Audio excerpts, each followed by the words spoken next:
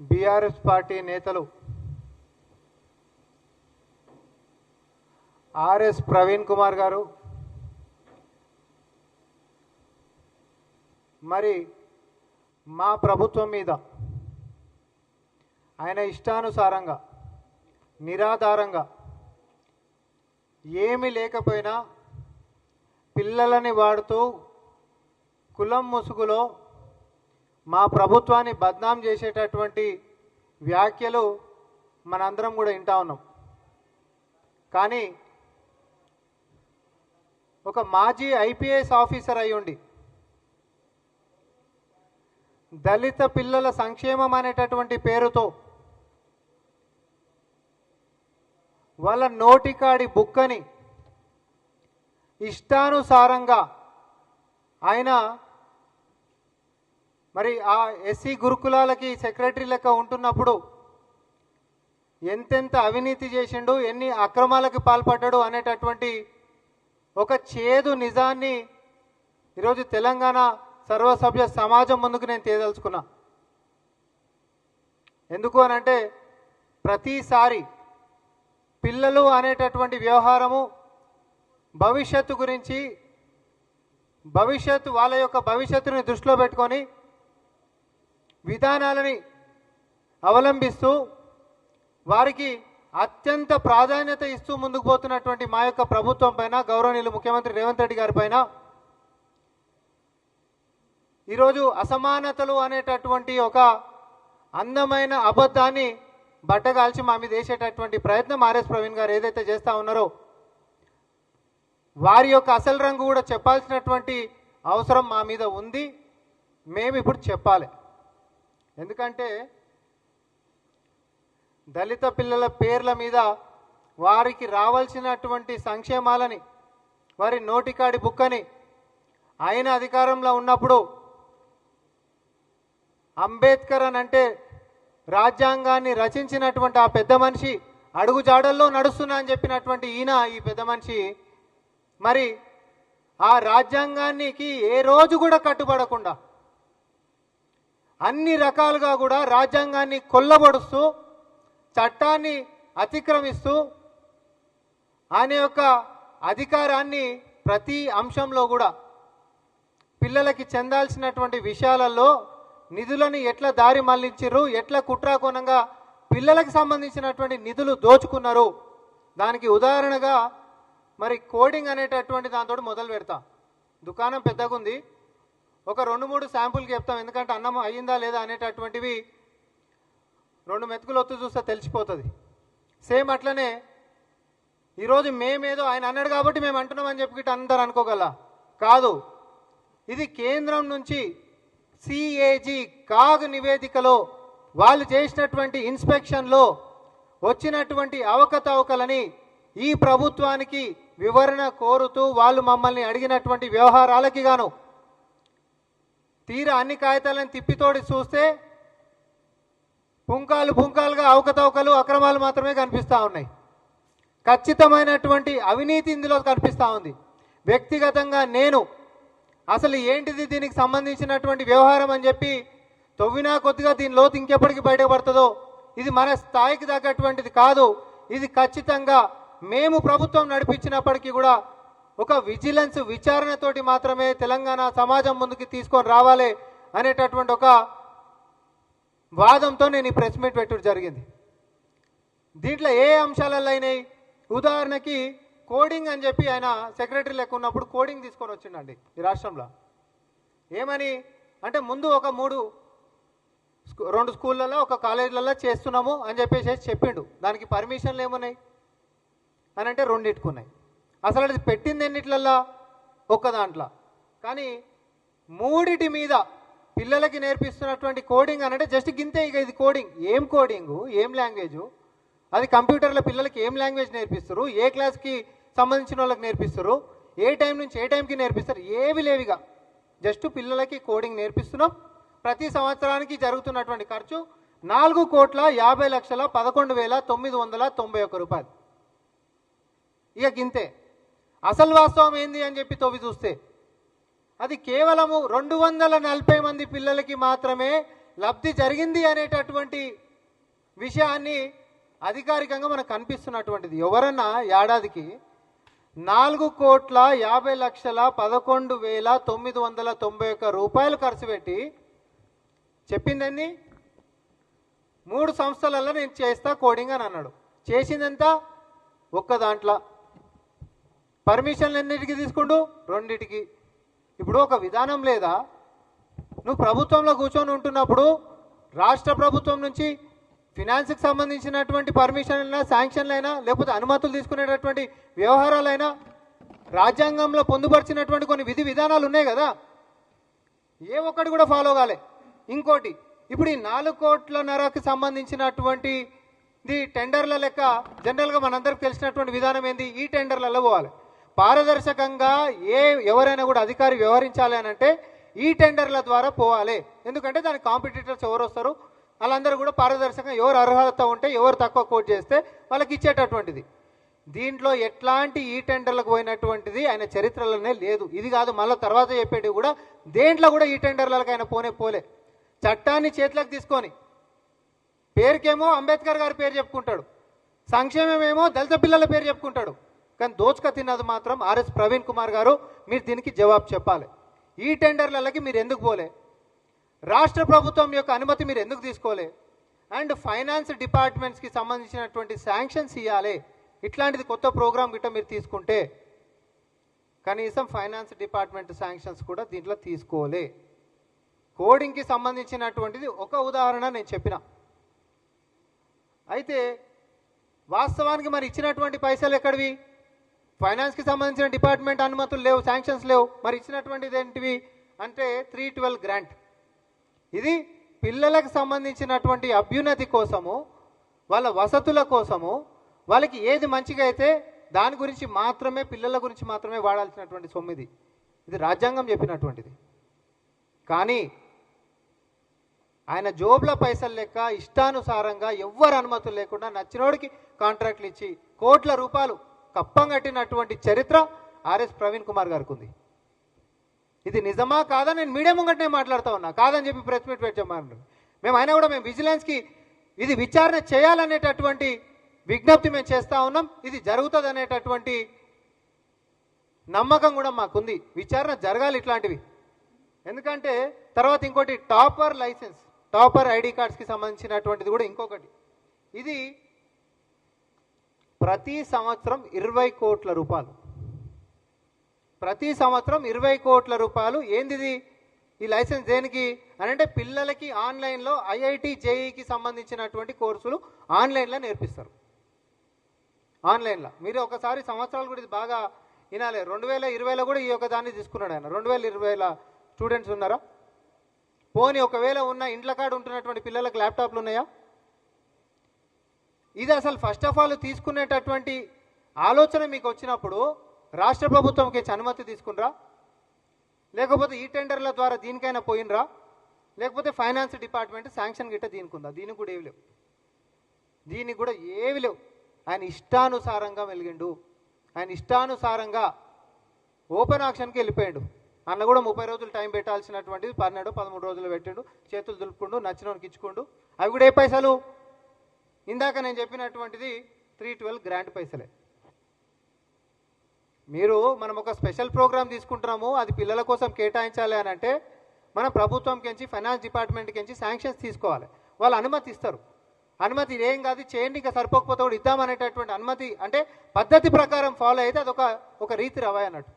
కానీ ఇష్టానుసారంగా నేను సెక్రటరీ సీట్లో కూర్చున్నాను, నన్ను అడిగేటోడు ఎవడు లేడు కాబట్టి పిల్లల అభ్యున్నతి కోసం, సంక్షేమం కోసం వాడాల్సినటువంటివి, వాళ్ళ యొక్క పౌష్టిక ఆహారమో లేకపోతే లైట్ పోతుంది, లేకపోతే ఇంకొక కష్టం వస్తుంది, వాటి కోసం మాత్రమే వాడాల్సినటువంటి సొమ్ముని ఆయనకు నచ్చినట్టు కోట్ల రూపాయలు పక్కన వాళ్ళకి కొల్లగొట్టిపిచ్చి ఏ చట్టాలను కూడా ఫాలో కాకుండా సంవత్సరానికి 20 కోట్ల రూపాయలు అప్పనంగా మందికి కట్టబెట్టింది నిజమా కాదా ప్రవీణ్ కుమార్ గారు చెప్పాలి. ఇప్పుడు టెక్నికల్కి సంబంధించినటువంటి అంశాలల్లో ఆన్లైన్కి సంబంధించినటువంటి ఐడీలు డెవలప్ చేసేటటువంటిది ఎవరికైనా ఇచ్చిరే అనుకుందాం. మన ప్రభుత్వంలో కూడా మరి టీజీటీఎస్, అప్పుడేమో టీఎస్టీఎస్ లాంటివి ఉన్నాయి కదా. కనీసం ఎవరిదన్నా సలహాలు సూచనలు తీసుకొని ముందుకు పోయినటువంటిది ఏమైనా ఉందా? అసలు వీటికి డబ్బులు పెట్టాల్సినటువంటి అవసరమే లేనివి నేను ఇప్పటిదాకా చెప్పినవి మొత్తం కూడా. కోడింగ్కి ₹1 ఖర్చు కాకుండా, ₹1 అంటే ₹1 ఖర్చు కాకుండా మనము ఈ సంవత్సరము 1,52,000 మంది పిల్లలకి కోడింగ్ నేర్పిస్తున్నాం. ప్రభుత్వం మీద ఒక్కటంటే ₹1 కూడా భారం లేదు. ఎందుకంటే బయటికి నుంచి స్వచ్ఛంద సంస్థలు ఉంటాయి పిల్లలకు నేర్పిస్తామని చెప్పి ముందుకు వచ్చేటటువంటివి. ఇవన్నీ ఆయనకు తెలియదు కాదు, ఆయన కూడా తెలుసు ఇవన్నీ. అవతలోనికి ఫ్రీగా వచ్చేటటువంటివి పిల్లలకు నేర్పిస్తే నాకేమొస్తుందని అనుకున్నట్టుండ్రు. పాపం పెద్ద మనిషి ఆయనకుంటున్నటువంటి తెలివితేటలన్నీ ఉంటున్నటువంటి పిల్లల నిధుల్ని ఎట్లా దారి మళ్లించాలనేటటువంటి కోణంలోనే ఈ యొక్క అంశాలు మొత్తం కూడా కనిపిస్తా ఉన్నాయి. ఇవన్నీ నేను నా నోటితో చదివేటివి కాగు వివరణ కోరినటువంటి అంశాలు ఇవన్నీ. కాగు మన రాష్ట్ర ప్రభుత్వాన్ని ఈ అంశాలలో ఈ డిస్క్రిపెన్సీస్ ఇర్రెగ్యులారిటీస్ కనిపిస్తూ ఉన్నాయి. దాని మీద మీకుంటున్నటువంటిది ఏంది, మీరు దానికి సంబంధించినటువంటిది ఏం చర్యలు తీసుకున్నారు? మరి ఇన్ని జరుగుతున్నప్పుడు రాజకీయంగా ఇవన్నీ భవిష్యత్తులో ముందుకొస్తాయి అనేటటువంటి అంశం మీద ఆయన జాగ్రత్త పడనీకే. సమ్మర్ క్యాంప్స్లలో కూడా పెద్ద స్కామ్. పిల్లలకు సంబంధించినటువంటి సమ్మర్ క్యాంప్స్లలో ఎవరన్నా స్వచ్ఛంద సంస్థలు వచ్చేసేసి మనం ఎట్లా అడుగుతా అట్లా చేస్తారు. ప్రపంచం నిండా స్వచ్ఛంద సంస్థలు, మరీ ముఖ్యంగా గురుకులాల్లో పిల్లలకి చేదోడుగా నిలబడడానికే చాలామంది సిద్ధంగా ఉన్నారు. కానీ ఇవన్నీ అవకాశాలని అన్ని ఆప్షన్స్ని కూడా పక్కన పెట్టేసి ఉంటున్నటువంటి గల్లగురిలకించి పైసలు అన్నీ ఖర్చు పిల్లలకు కాకుండా బయటికి ఎట్లా తీసుకొని పోవాలనేటటువంటిది మాత్రమే ఆర్ఎస్ ప్రవీణ్ గారు నడిపించిండ్రు. మీరు ఇవన్నిటికీ జవాబులు చెప్పిన తర్వాత మా ప్రభుత్వం ఏం చేసింది అనేటటువంటి మీరు చెప్పకంటే ముందు అవి కూడా మేమే చెప్తాం. తెలంగాణ వచ్చిన తర్వాత ఈ 10 సంవత్సరాల్లో, ఈ 11 సంవత్సరాల్లో ఏ రోజు కూడా ఎన్రోల్మెంట్స్కి సంబంధించి 100కి 100% ఎస్సీ గురుకులాలలో నిండలేవు. పిల్లల ఎన్రోల్మెంట్ ఉంటుంది కదన్నా, పిల్లల ఎన్రోల్మెంట్ అనేటటువంటిది 100కి 100% నిండలేకుండే. కానీ ఈసారి చరిత్ర క్రియేట్ చేసినాం మనం. మా ప్రభుత్వం మీద నమ్మకం ఉంది కాబట్టి పోటీగా మేకంటే ముంగటనే మొత్తం నిండిపోయినాయి 100కి 100%. మేము మంచిగా చేయకపోతే, మా మీద గిట్ట నమ్మకం లేకపోతే ప్రజలు బ్రహ్మరథం పడాల్సినటువంటి అవసరం ఉండదు కదా. పిల్లల్ని భయపడాలి, ఏడుంది బాగుంది వీళ్ళు చేసేటటువంటి దుష్ప్రచారాలు. ఇంకొక ముఖ్యమైనటువంటి విషయం చెప్తా ఉన్నా, కామన్ డైట్ ప్లాన్ తీసుకొని వచ్చినాం. ఇప్పుడు ఒక వ్యక్తి వెనకాల చేసేటటువంటి కష్టం ఏంటిది అని అంటే బయటికి చెప్పుకోలేకపోవచ్చు. ఒక కరికులమే కాదు, నెల రోజుల పాటు పిల్లలు ఎట్లాంటి పౌష్టికాహారం తినాలి, ఏమేం తినాలి, వాళ్ళకి గతంలో అందనటువంటిది ఇప్పుడు అందిపించుకుంటూ వాళ్ళకి కేటాయించినటువంటి సొమ్ముని వాళ్ళకే ఖర్చు పెట్టుకుంటూ వాళ్ళ అభ్యున్నతి కోసం మర్చిపోయిన ఆర్ఎస్ ప్రవీణ్ కుమార్ గారు యూనిఫామ్స్ కాడ కూడా కకృతి పడ్డాడండి. యూనిఫామ్స్, దుప్పట్లు, దేన్ని వదిలిపెట్టలే, బెడ్షీట్లు, పలానా దాన్ని వదిలిపెట్టినటువంటిది లేనే లేదు. పేరుకు మాత్రమే సంక్షేమం. ఇక అది ఈరోజు సమాజంలో ఒక పిల్లల సంక్షేమం అని చెప్పి ముసుగేసుకొని బయటికి వచ్చి అంబేద్కర్ గారి పేరు చెప్పినంత మాత్రాన ఆయన ఆశయాలని పాటించినట్టు కాదు. మీ అవినీతి భాగోతం అనేటటువంటిది కాగడుగుతున్నటువంటి ప్రశ్నలకి మీరు జవాబులు చెప్పండి. పోని సమాజం ముందుకు వచ్చి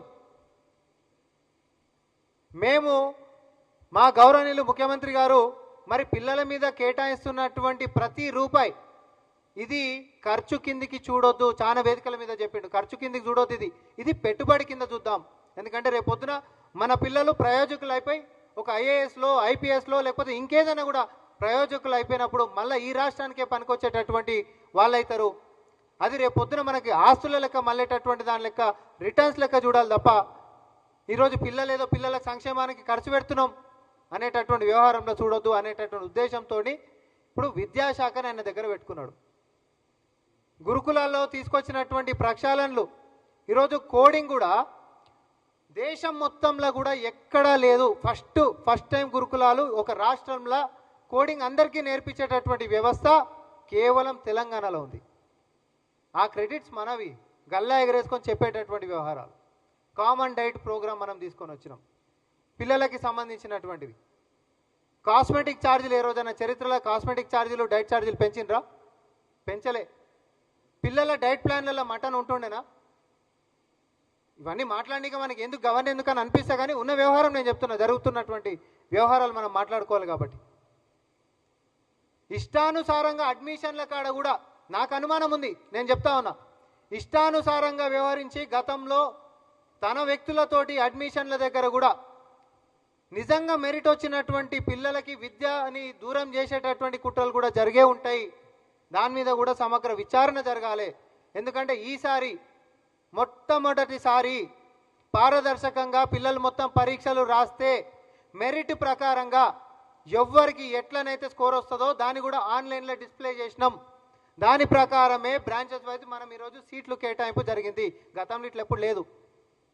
పారదర్శకతనిస్తూ పిల్లల సంక్షేమాన్ని కాపాడుకుంటూ వారి అభ్యున్నతి కోసము పాటుపడుతున్నటువంటి ప్రభుత్వం లెక్క ప్రజాప్రభుత్వం ముఖ్యమంత్రి రేవంత్ రెడ్డి గారు కృషి చేస్తూ ఉంటే ఉత్త పుణ్యానికి బట్టగాల్చి మీదేసి ఎట్లన్నా ఇది పద్ధత?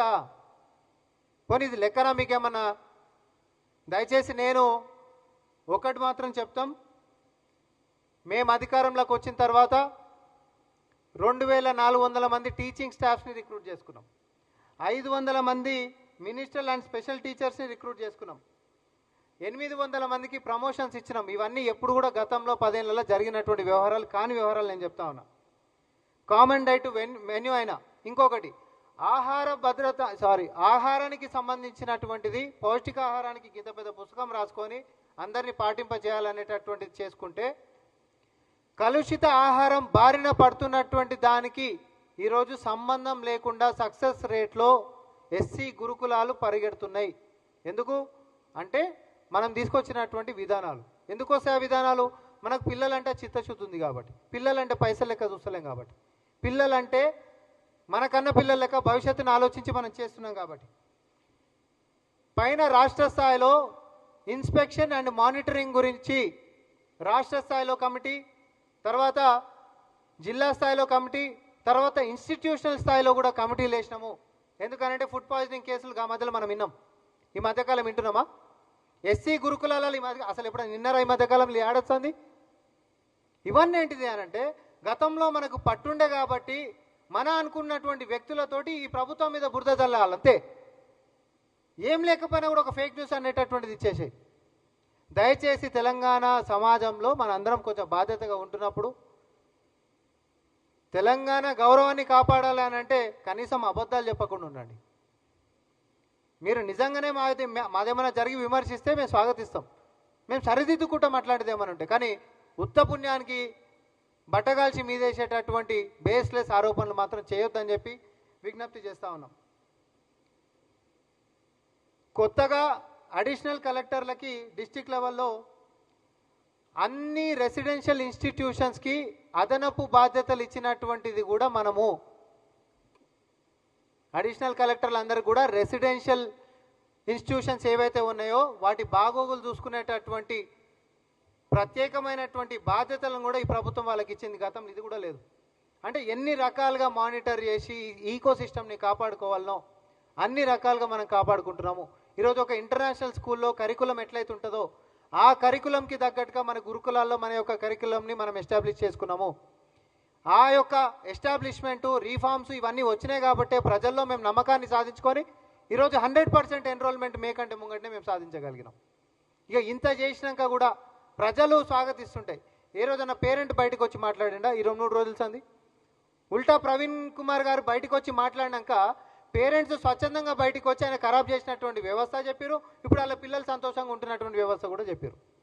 దయచేసి మంచిని మీడియా ముఖంగా ప్రజల్లోకి విస్తృతంగా తీసుకొని పోతారనేటటువంటి నమ్మకం కూడా మాకుంది. నేను చెప్పినటువంటివి టిప్ ఆఫ్ అన్ ఐస్బర్గ్ మాత్రమే. ప్రవీణ్ కుమార్ గారు చేసినటువంటి అవినీతి మీద సమగ్రమైనటువంటి విచారణ జరిపించాలని చెప్పి, విజిలెన్స్ విచారణ జరిపించాలని చెప్పి మా యొక్క ప్రభుత్వాన్ని కోరుతున్నాం. విచారణ జరిపిస్తారనేటటువంటి ఆశాభావం వ్యక్తం చేస్తా ఉన్నాం.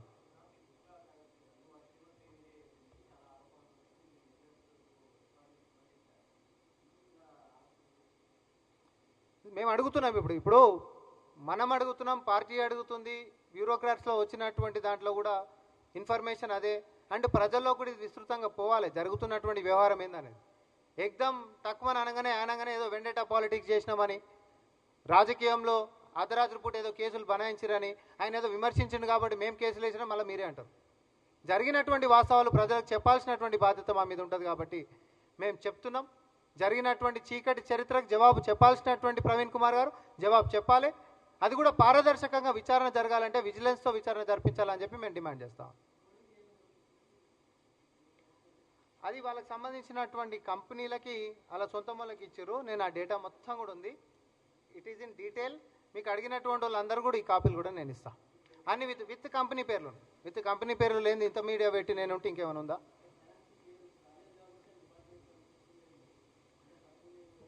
అంటే ఒకటి మీరు అన్నది నిజమే. సపోజ్ నువ్వు కోడింగ్కి సంబంధించినట్టు ఒక ఇన్స్టిట్యూట్ పెడుతున్నావు అనుకో, ఒకటే దానికి అనుమతి తీసుకో, ఒకటే దానికి పైసలు తీసుకో. నువ్వు ఒకటి పెట్టి మూడింటికి పైసలు ఎట్లా తీసుకుంటావు? ఏ అనుమతులు లేకుండా ఒకటి పెట్టి మూడింటికి పైసలు ఎట్లా తీసుకుంటావు? రెండు ఉన్నాయని చెప్పి చెప్తుండు కానీ మూడింటికి పైసలు తీసుకుంటారు. ఆ రెండిట్లలో కూడా ఏంటిది విచారణ చేస్తా అంటే ఆ రెండోది లేనే లేదు ఆడ కోడింగ్ అనేది. ఒక దాని దగ్గర చూపించుకుంటా మూడింటి మీద మరి పైసలు తీసుకోవడం అనేటటువంటిది ఇది ఏ రాజ్యాంగంలో పొందుపరిచి ఉంటుంది? ఆ రాజ్యాంగం ఒప్పుకుంటుందా? అంబేద్కర్ గారు ఒప్పుకుంటారా? అవన్నీ బయటపడ్డట్టువే ఇన్ని రోజుల సంది కూడా ఇప్పుడు అన్నీ ఒకటొకటి వచ్చి దీని మీద మనం ఇప్పుడు వివరణ ఇవ్వాల్సిందే అనేటటువంటి కాగమనని అడుగుతా ఉంది. ఏంది అసలు ఇవన్నీ?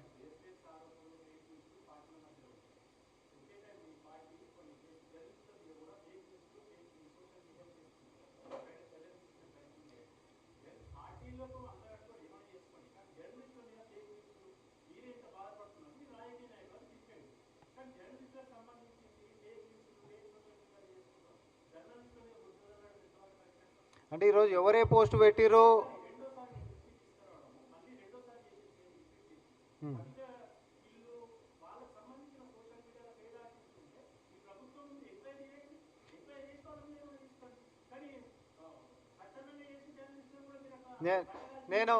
నేను ఆ సోషల్ మీడియా డిపార్ట్మెంట్కి అనుకుంటా. మీరు చెప్పినటువంటి అంశం ఏందో నేను ఒకసారి తెలుసుకుంటాను. నా నోటీస్కి వచ్చి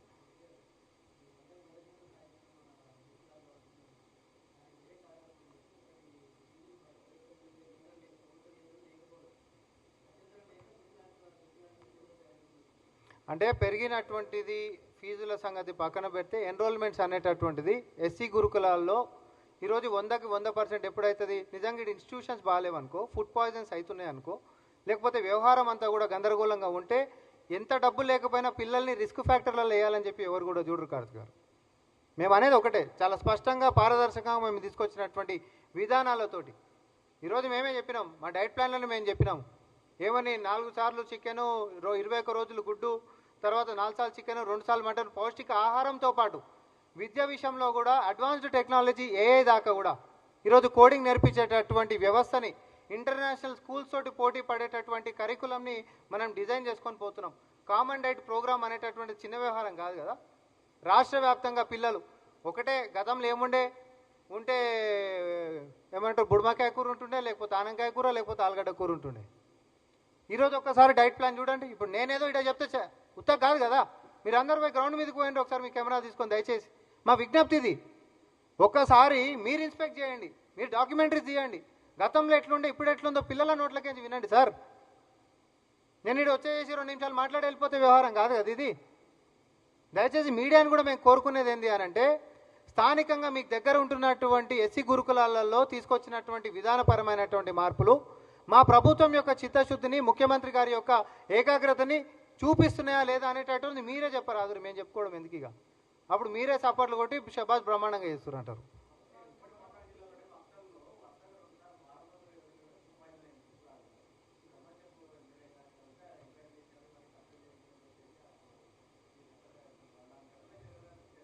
ఎస్సీ గురుకులాలకి సంబంధించినటువంటి వ్యవహారం అంటే గురుకులాలు చాలా ఉన్నాయి.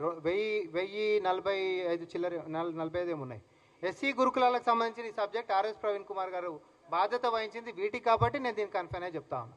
వాటిలలో కూడా ఇప్పుడు ఇక్కడ ఏదైతే మేము పైలట్ ప్రాజెక్ట్ లెక్క తీసుకొని ఈ విధానాల పరమైన మార్పులు చేసినామో ఇది రాష్ట్ర వ్యాప్తంగా కూడా అన్ని గురుకులాలకు కూడా వ్యాపింపజేసేటటువంటి కార్యాచరణ కూడా జరుగుతూ ఉంది. ఇప్పుడు ఇక్కడ సక్సెస్ అయినాం, దీని విషయంలో సక్సెస్ అయినాం. ఆ వాటికి కూడా మేము ఎక్స్టెండ్ చేసుకుంటూ పోతాం. జనాలు కూడా కావాలంటారు కదా. ఒక దాంట్లో మంచి అయింది అనుకోండి, ఇంకో దాంట్లో కూడా కావాలని చెప్పి అడుగుతారు కదా. ఏమన్నా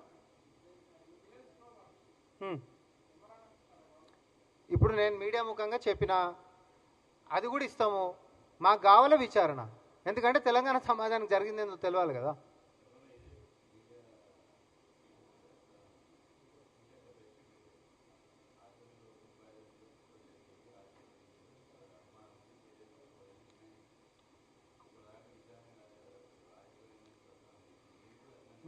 నేనేమంటున్నా, ఇప్పుడు అంకెలతోటి జరిగినటువంటి అవినీతి ఆరోపణలు, అవినీతి జరిగింది అని చెప్పి నేను ఏదైతే అంటున్నానో దీని గిట్ట డీప్గా ఎంక్వైరీ చేస్తే అన్ని విషయాలు కూడా బయటకు వస్తాయని చెప్పి నమ్మకం నాకుంది.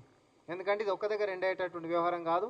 ఇది డాట్స్ ఒకదానికి కనెక్ట్ అయ్యకుండా క్షేత్రస్థాయిలో ఖచ్చితంగా ఫుడ్ పాయిజన్ విషయం దాకా కూడా పోతుంది అనేటటువంటి నమ్మకం నాకుంది. ఎందుకంటే చేసిన వాళ్ళకి తెలిసే ఉండాలని నేను మీడియా ముఖంగా చెప్తున్నా. ఎవ్వరు తప్పించుకోలేరు. ఉత్తగానే బురద చల్తామనంటే కుదరదు. ఎందుకంటే అన్నేమో కానీ దయచేసి మా విజ్ఞప్తి ఏంటంటే పిల్లల విషయాల్లో రాజకీయాలు చేయకండి.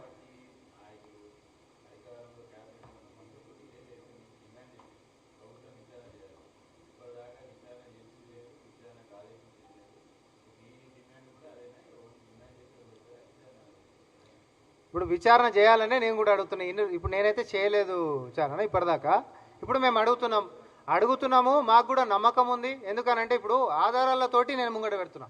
నేను డైరెక్ట్ మా ప్రభుత్వం దగ్గరకు పోలే, ఆధారాలతోటి మీడియా ముంగటికి వచ్చిన. నేను నా సొంత పాటు ఉన్నాయినా కూడా మీడియా ముందుకు వచ్చి ఇవన్నీ ఉన్నాయని చెప్తున్నా.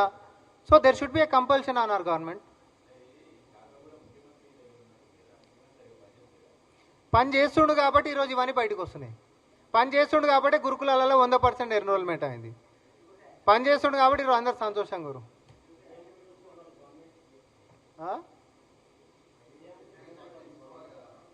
ఇక తీసుకోవాలని అడుగుతున్నాం కదా. ఇప్పుడు తీసుకొని పోతుంది ఆయన దృష్టికి.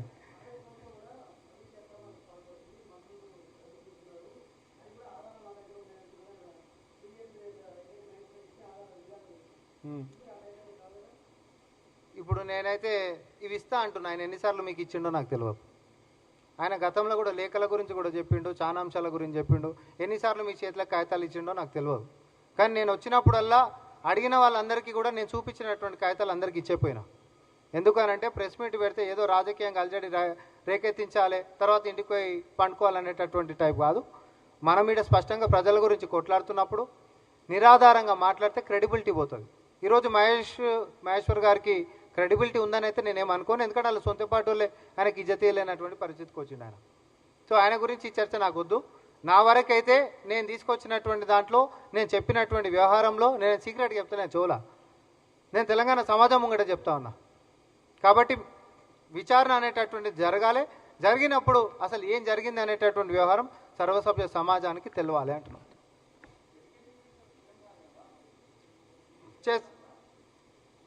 చేస్తారనే అంటున్నాం. మేము చేయాలి, చేస్తారు అనే అంటున్నాం. చేస్తారనేటటువంటి నమ్మకం కూడా మాకుందని అంటున్నాం. కానీ ఎడ్యుకేషన్ డిపార్ట్మెంట్లో రీఫార్మ్స్ ఇన్ని వచ్చినాయి అన్న దాన్ని కూడా చెప్పున్నాయి అంటున్నాం మేము. ఎందుకంటే దయచేసి మీరే పోయి ఏ ఒక ఎస్సీ గురుకులం దగ్గరకు పోయినా జరుగుతున్నటువంటి ఆ రీఫార్మ్స్ తోటి లాభపడుతున్నటువంటి వ్యవహారాలు దయచేసి చెప్పురి. అది చెప్పుకుంటా గతంలో ఈ ఫ్యాన్లు, ఈ లైట్లు లాంటి కాడికి కూడా పిల్లల పేరు చెప్పి దోసుకున్నటువంటి దాని మీద కూడా విచారణతో పాటు మీరు కూడా మీడియాలో సమాజంలో జరిగిందేంది చరిత్ర అనేది కూడా అవకాశం ఉన్న కడల్లా చెప్తారనేటటువంటి నమ్మకం ఉంది. ధన్యవాదాలు.